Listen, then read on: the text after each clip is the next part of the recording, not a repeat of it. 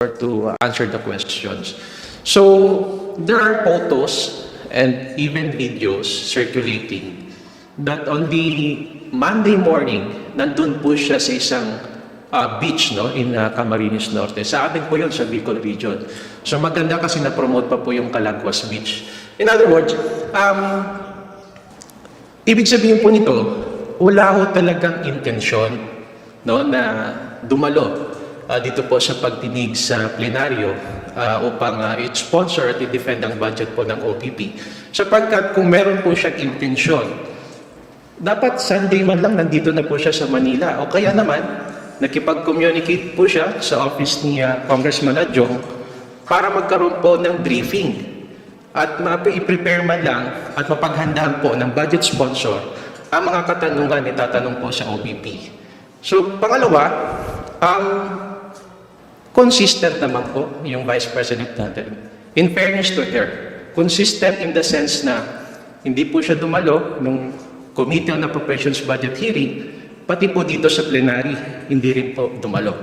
So kung ganyan po, it shows that she's not interested with her duties and functions as the Vice President of the Philippines. So kung ganyan po yung lumalabas, probably we can ask her to step down as the Vice President. Kasi nakikita natin eh. Ito, Mr. Congressman. Bakit mo pa sasabihin na to step down? No? Di ba sinasabi na nga sa inyo? Sinasabi na nga niya na pinapaubaya na niya sa congressman. Diyan sa kongreso, di ba pinapaubaya na nga? So, nasa inyo na nga ang desisyon, di ba? Pinag-uusapan nila ang budget ng Office of the Vice President. Sila naka-livestream sila doon, hinahanap nila ako. Pakisabi na lang, nandito ako sa inyo.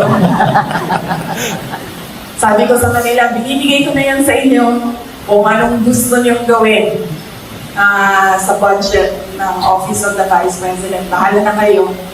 Basta kami, kung anong meron, yun ang tutuloy-tuloy ang trabaho ng Office of the Vice President.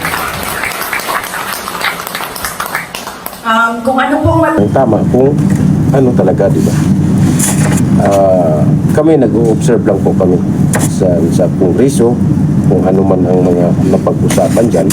Kasi sa totoo lang, ayaw rin namin na merong tao na dihado, di ba? At saka bias. Kasi kapag bias nga ang isang kongreso at meron silang sinusunod, di ba? Mahirap po yan. So, yan, kaya nga, ang sabi niya, pinapaubaya na lang sa kongreso ang desisyon kung bigyan nyo ng budget o hindi. Kaya nasa inyo na nga eh. Nasa inyo na lahat. Nasa kamay nyo na ang desisyon. O, eh kung gusto nyo pababain, edi pababain nyo. Tingnan natin kung ano ang mangyayari. Di ba? Kasi kayo naman ang nasa kongreso eh. Pinapaubaya na sa inyong lahat, di ba? Malinaw na malinaw yun sinasabi ni Vice President Sara Duterte. Sa ang kongreso, pinagpilitan niyo pa na papuntahin. Di ba nga nung pumunta siya, isa lang ang sinasabi niya na yung about sa budget ng 2025, pinapaubaya na sa kongreso, di ba? At kayo na po ang magdesisyon doon. So, bakit pa kayo na po taklo-taklo? Kayo na ba mag-usap sa kongreso? Kung ano yung gagawin yung desisyon. Lahat naman, tayo naman ang masusunod eh. Diba? Bakit kailangan nyo pang magbitaw ng mga salita na kailangan mag-step down? Kaya nga si Vice President Sara Duterte,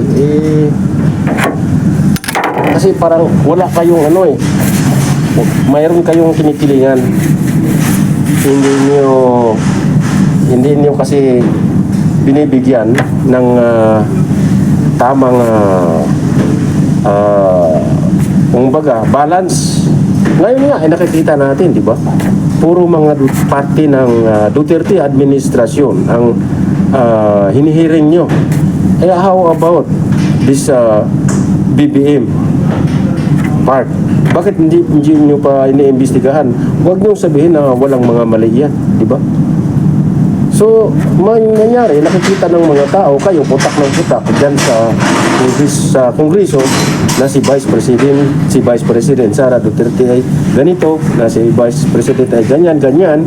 Pero hindi nyo tinitingnan. Para bang nilolockdown niyo yung tao. Isipin nyo, 32 million ang buto niyan. Tingnan natin kung ano yung gagawin nyo. Kaya nga, kayo na nga magdesisyon, di ba? Ang Kongreso, nasa kamay na ng Kongreso ang desisyon. Pinapaubaya na sa inyo. Bakit putak ka pa ng putak, Mr. Congressman, di ba?